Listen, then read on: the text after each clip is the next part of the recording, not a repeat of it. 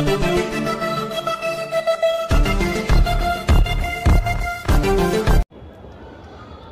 দর্শক, আসসালামু আলাইকুম। আমি ডক্টর সাবিনা ইয়াসমিন। আজকে আমার আলোচনার বিষয় হলো কুম্ভ রাশির কুম্ভ লগ্নের 2024 কেমন জুন মাস কেমন যেতে পারে। তাহলে আসি মূল আলোচনায়, যে এদের মানে কুম্ভ রাশির কিন্তু খুব একটা ভালো যাবে না। মকর ভালো গেলেও কুম্ভর ভালো যাবে না, কারণ একটা ঘর থেকে তার ট্রানজিটটা আর একটা ঘরে আর একটা লগ্নে পড়ে যাচ্ছে।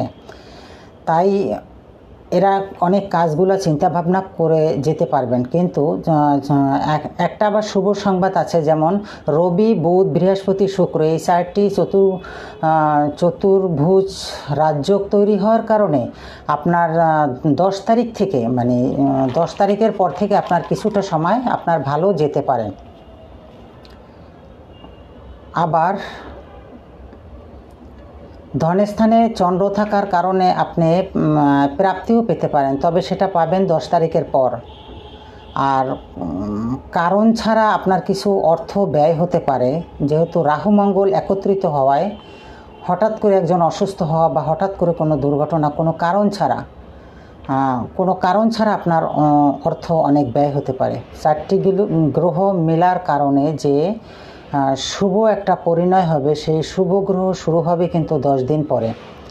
রাহু মঙ্গল পাপ গ্রহ হলো কিছু সময় কিছু ভালো, যেমন কাস্টমসে যারা চাকরি করে, পাপ গ্রহ হলো যাদের কন্ট্যাক্ট বিজনেস, যাদের কাজ করার কন্ট্যাক্টের সাথে যারা কাজ করেন, তাদের কাজ করার চুক্তিভিত্তিক যারা কন্ট্রাক্টারি করেন, তাদের জন্য খুব ভালো যাবে। আর পারিবারিক শান্তি খুব একটা নাও থাকতে পারে, কারণ 2টা পাপগ্রহর দৃষ্টি আপনার 7ম হাউসে রয়েছে।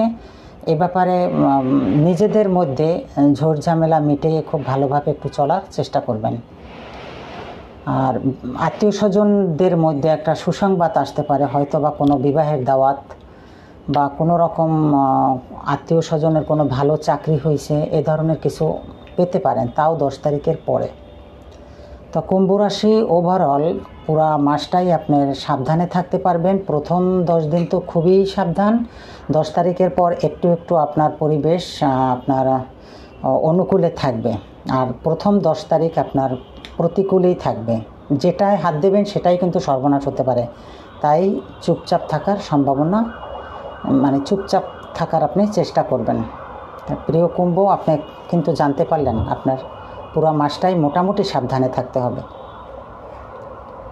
কারণ পাপগ্রহের সাথে যখন চন্দ্র মিলিত হয়, ওই দিনে একটা দুর্ঘটনা, যে কোনো একটা আনএক্সপেক্টেড, যেটা আপনি আশা করেন নাই, বা যে কোনো একটা আনসার্টেন কাজের চুক্তিতে যে কোনো প্ল্যান প্রোগ্রাম ডিসমিস হওয়ার সম্ভাবনা রয়েছে।